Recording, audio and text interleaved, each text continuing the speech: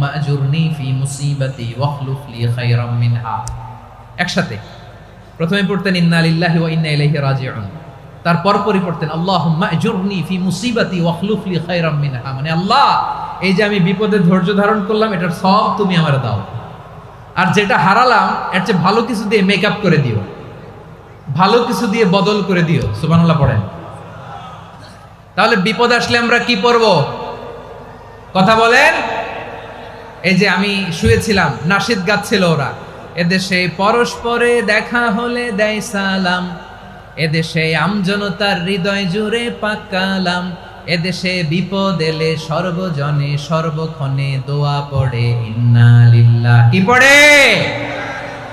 সুবহানাল্লাহ সুবহানাল্লাহ সুবহানাল্লাহ সুবহানাল্লাহ। এদেশে আজান শুনে সূর্য ওঠে শহর গ্রামে, এদেশে আজান শুনে সূর্য ডুবে সন্ধ্যা নামে, এদেশে সকল কাজে সবাই বলে বিসমিল্লাহ, এদেশে ভালো কিছু দেখে শুনে হাসি মুখে সবাই বলে মাশাআল্লাহ। সুবহানাল্লাহ পড়েন। তাহলে বিপদ এলে আমরা কি পড়ি? কথা বুঝলে সবাই উত্তর দিতে হবে। বিপদ এলে কি পড়ি? তাহলে বিপদ এলেই আমরা এখন থেকে ইন্না লিল্লাহ পড়বো, নাকি হাই হুতাশ করবেন? একদল আছে হাই হুতাশ করে, হায় আল্লাহ রে মোর কি হইল রে, মুই কি হরমু রে, মুই কমবে জামু রে, আছে না নাই? এরকম বিলাপ করতে নিষেধ করেছেন বিশ্বনবী। কি করব, কই যাব, কি হবে, হায় হায়, এরকম হাহুতাশ আছে না নাই? বিশ্বাসীরা হাহুতাশ করে না, তারা ইন্না লিল্লাহ পড়ে। কি পড়ে মনে থাকবে? আমরা পড়বো ইন্না লিল্লাহি ওয়া ইন্না ইলাইহি রাজিউন। নিশ্চয়ই আমরা আল্লাহর জন্য, আমরা আল্লাহর দিকেই ফিরে যাব। এরপর পড়বো আল্লাহুম্মা আজুরনি ফি মুসিবাতি ওয়াখলুফ লি খায়রাম মিনহা। আল্লাহ আমি যে বিপদে ধৈর্য ধারণ করলাম এটার সওয়াব দিও, আর যা হারালাম তার চেয়ে ভালো কিছু দিয়ে বদল করে দিও। সুবহানাল্লাহ পড়েন।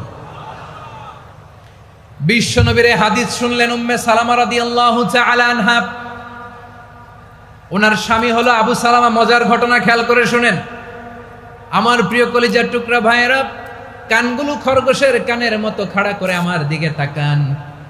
সাইয়্যিদাতুনা উম্মে সালামা রাদিয়াল্লাহু তাআলা আনহা, ওনার স্বামীর নাম আবু সালামা। শ্রেষ্ঠ দম্পতি, শ্রেষ্ঠ ফ্যামিলি। প্রথমে হিজরত করেছিলেন হাবাসায়, পরে হিজরত করেছেন মদিনায়। উহুদ যুদ্ধের পরে ওনার স্বামী আবু সালামা ইন্তেকাল করলো, শহীদ হলো। সুবহানাল্লাহ পড়েন।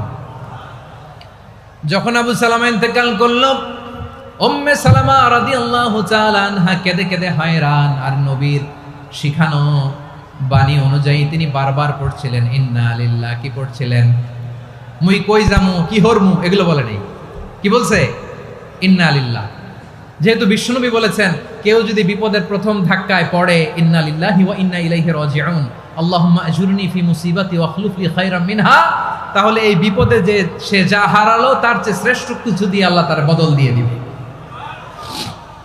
এই হাদিস শুনে উম্মে সালামা রাদিয়াল্লাহু তাআলা আনহা ওনার প্রাণ প্রিয় স্বামী আবু সালামার ইন্তেকালের পরে চোখের পানি ছাড়ে আর পড়ে ইন্না লিল্লাহি ওয়া ইন্না ইলাইহি রাজিউন, আল্লাহুম্মা আজুরনি ফি মুসিবাতি ওয়াখলুফ লি খায়রাম মিনহা। বারবার এই দোয়া পড়ে চোখের পানি ছাড়ে, এই দোয়া পড়ে চোখের পানি ছাড়ে, আর মনে মনে বলে আবু সালামার মতো ভালো মানুষ মদিনাতে নাই, আবু সালামার চেয়েও ভালো মানুষ মদিনাতে নাই, তার চেয়ে ভালো মানুষ কি করে আল্লাহ তাআলা আমারে দিবে, তার চেয়ে ভালো মানুষ তো আমি মদিনাতে দেখি না। চোখের পানি দিয়ে বুক ভাসায় আর নবীর হাদিসের উপর আমল করে পড়ে ইন্না লিল্লাহি ওয়া ইন্না ইলাইহি রাজিউন, ইন্না লিল্লাহি ওয়া ইন্না ইলাইহি রাজিউন। পড়তে পড়তে চোখের পানি ছাড়ে আর চিন্তা করে বিশ্বনবী বললেন এই দোয়া পড়লে যেটা হারালাম তার চেয়ে ভালো কিছু দিয়ে আল্লাহ পুরস্কার দেয়। আবু সালামার চেয়ে ভালো মানুষ মদিনার মধ্যে আর কে হতে পারে? কি আজীব তামাশা, কি অবাক করা ঘটনা। কিছুদিন পরে দেখা গেল সাইয়্যিদুল মুরসালিন রাহমাতাল লিল আলামিন স্বয়ং বিশ্ব নবী উম্মে সালামাকে বিয়ের প্রস্তাব পাঠিয়েছে। স্বয়ং বিশ্ব নবী উম্মে সালামা রাদিয়াল্লাহু তাআলা আনহাকে বিয়ের প্রস্তাব পাঠিয়েছেন। উনি রাজি হয়ে গেলেন, বিয়ে হয়ে গেল, উনি হয়ে গেলেন উম্মুল মুমিনিন, আমাদের মা, পুরো মুসলিম উম্মার মা। চিৎকার করে বলেন আল্লাহু আকবার। তাহলে আমার প্রাণ প্রিয় ভাইয়েরা, বিপদে পড়লে আমরা পড়বো ইন্না লিল্লাহি ওয়া ইন্না ইলাইহি রাজিউন। আল্লাহুম্মা আজুরনি ফি মুসিবাতি ওয়া আখলুফ লি খায়রাম মিনহা।